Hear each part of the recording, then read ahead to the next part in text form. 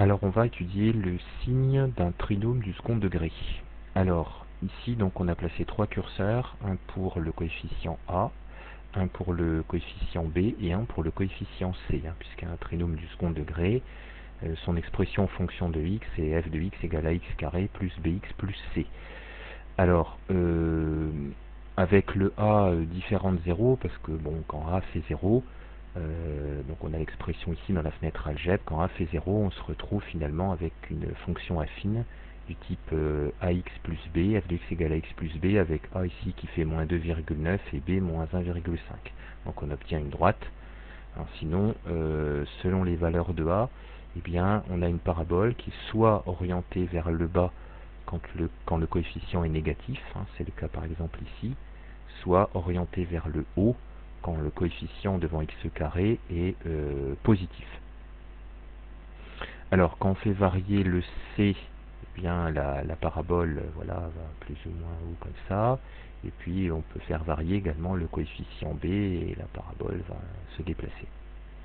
Alors en fait on souhaite étudier donc le signe d'un trinôme du second degré selon les valeurs de x. Alors pour ça on va prendre deux exemples.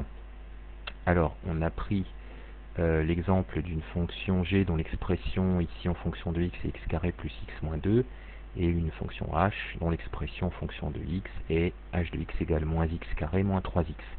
Bon, c ici fait 0, ça ne gêne absolument pas. Le seul coefficient qui ne doit pas être nul pour vraiment avoir un trinôme du second degré, c'est a. Donc ici a vaut 1 pour la première, a vaut moins 1 pour la deuxième. Alors on va s'intéresser d'abord à la g, donc qui est représentée par la parabole ici orientée vers le haut, puisque le coefficient est positif. Alors en fait, on voit que cette parabole coupe l'axe des abscisses donc en moins 2 et en 1. Donc moins 2 et 1 sont donc les antécédents de 0 par la fonction g, puisque g de moins 2 est égal à 0 et g de 1 est égal à 0. Donc on dira que ce sont les deux racines de notre trinôme.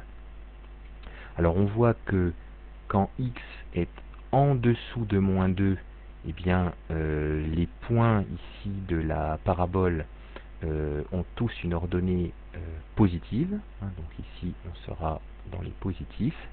Quand on est à droite ici de 1, eh bien tous les points ici de la parabole auront une ordonnée positive.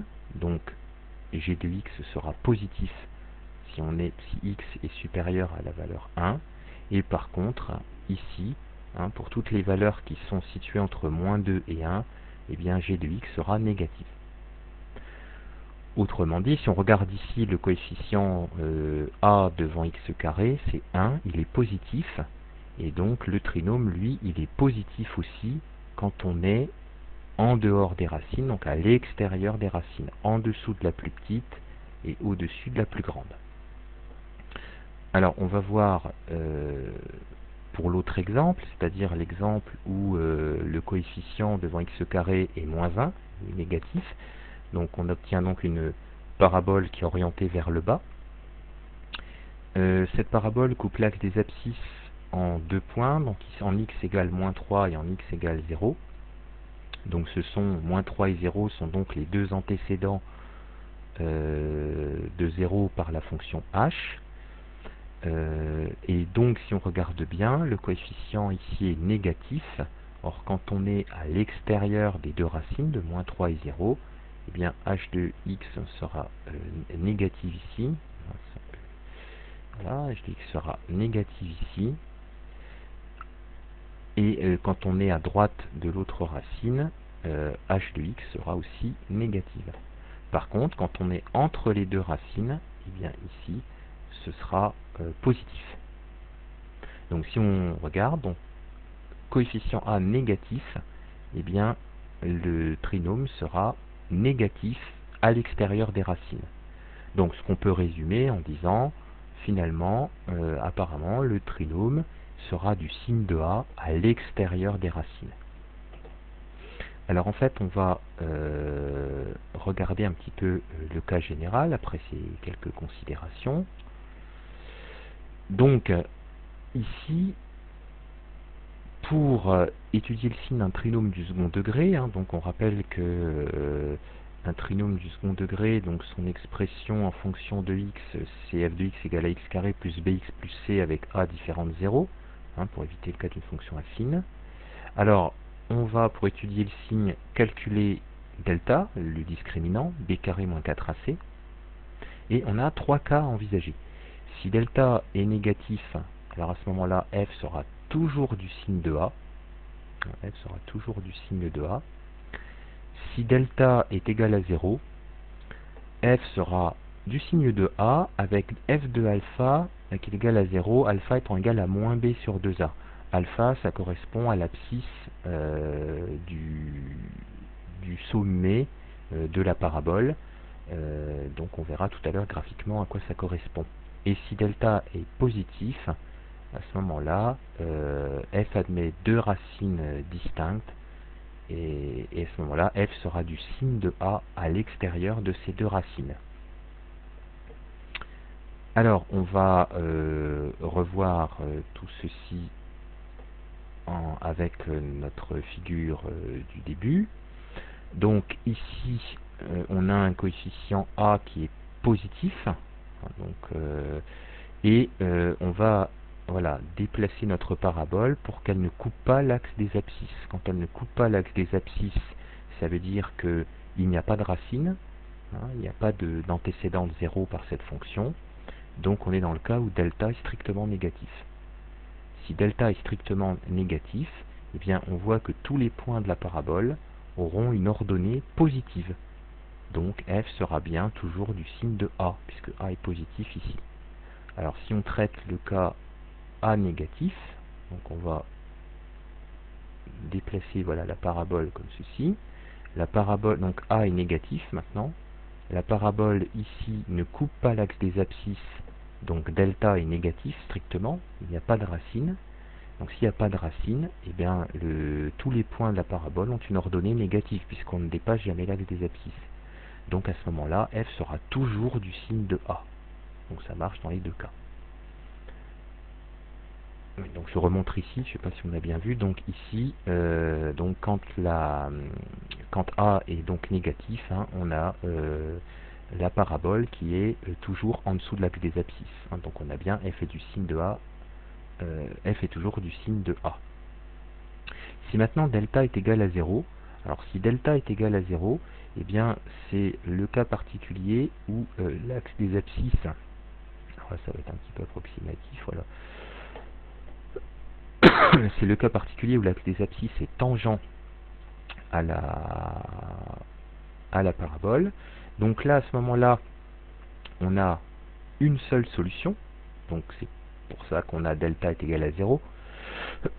Et f sera toujours du signe de a, parce que là, on a un a négatif, et la parabole est entièrement en dessous de l'axe des abscisses.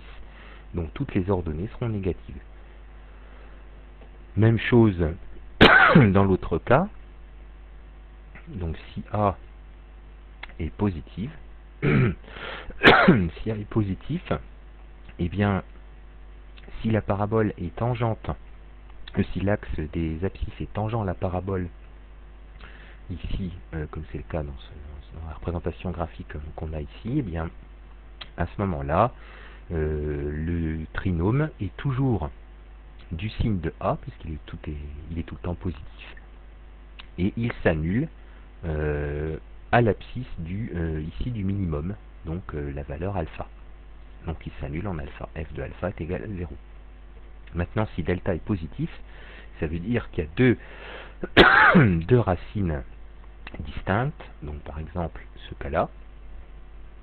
Donc à ce moment-là, ici on a un A positif, parabole orientée vers le haut, deux racines, donc l'abscisse ici et cette abscisse-là. Et quand x est en dessous de cette valeur, eh bien le trinôme est de signe positif. Même chose quand on est au-dessus de cette valeur-là. Et puis entre les deux racines, eh bien ça sera de signe négatif. Voilà, donc ce qu'on résume par la formule, le trinôme est du signe de A à l'extérieur des racines, ce que nous avions déjà observé tout à l'heure.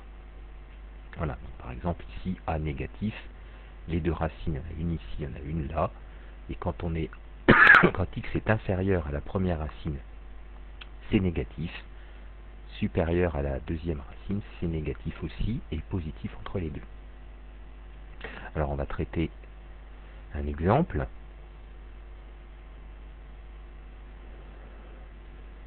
Donc on va regarder donc finalement l'un des trinômes que nous avions représenté précédemment, donc g, dont l'expression en fonction de x est x carré plus x moins 2. Alors par habitude, on va noter assez rapidement les coefficients a, b et c, ce qui facilite toujours le travail quand on raisonne, quand on fait le travail avec le second degré, que ce soit pour les résolutions d'équations, que ce soit pour les études de fonctions, etc. On note bien ces coefficients-là. On peut calculer le discriminant, donc delta, b carré moins 4ac. Donc on obtient un delta qui est égal à 9, donc strictement positif. Donc j admet deux racines distinctes. Donc x1 égale moins b plus racine de delta sur 2a, moins b moins racine de delta sur 2a. Donc on obtient 1 et moins 2. Alors si on revient sur la première page ici, la fonction qu'on étudie, c'est la g qui est ici, qui est représentée donc par la parabole noire, et on avait bien moins 2 et 1 comme racine. Donc, ici,